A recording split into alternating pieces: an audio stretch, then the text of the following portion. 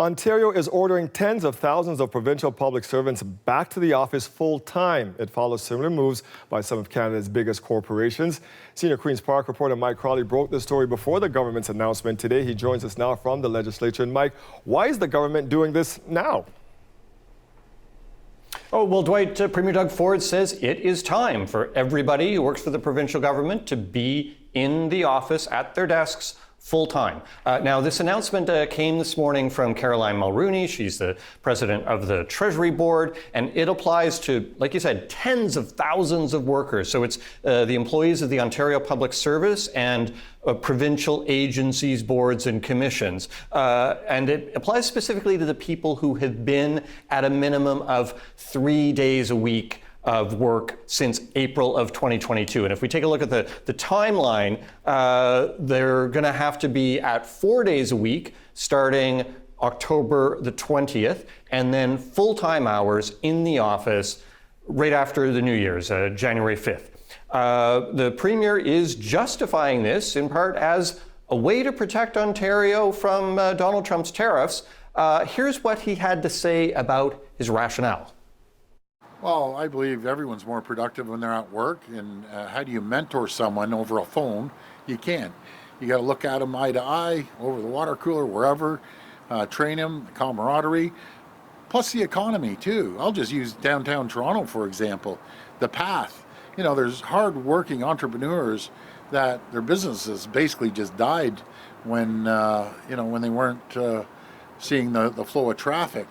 But I understand all the companies I've talked to, from the banks to the insurance companies to everyone else, everyone needs to go back to work.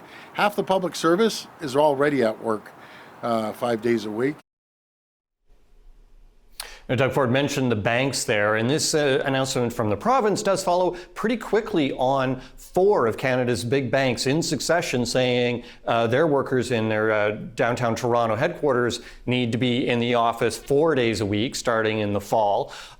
Meanwhile, on the federal side of things, federal civil servants are only required to be in the office 3 days a week currently. Dwight?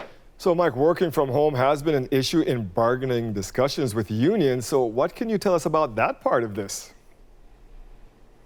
Yeah, so one of the biggest unions that represents around 14,000 professionals and administrative staff that work for provincial government ministries, this union's called AMAPSIO, they raised this in contract talks. They tried to get language in their collective agreement affirming that they have the right to have some possibilities of working from home, but they weren't able to get that. They ratified that collective agreement just a couple of weeks ago, and now the government came out with this announcement. You know, there is a school of thought out there that workers benefit from actually being able to spend some time working from home. I spoke with a professor at McMaster who says there's no particular evidence that having everybody in the office full-time is necessarily all that more productive.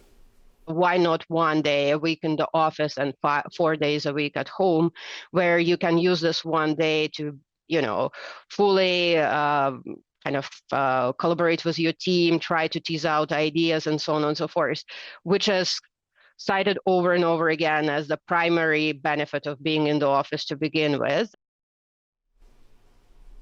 And that professor who used to work in the Ontario Public Service says that currently a bunch of people who do go into the office spend all of their days sitting in front of their screens doing meetings over Microsoft Teams. Senior Queen's Park reporter Mike Crawley, thank you for this, Mike.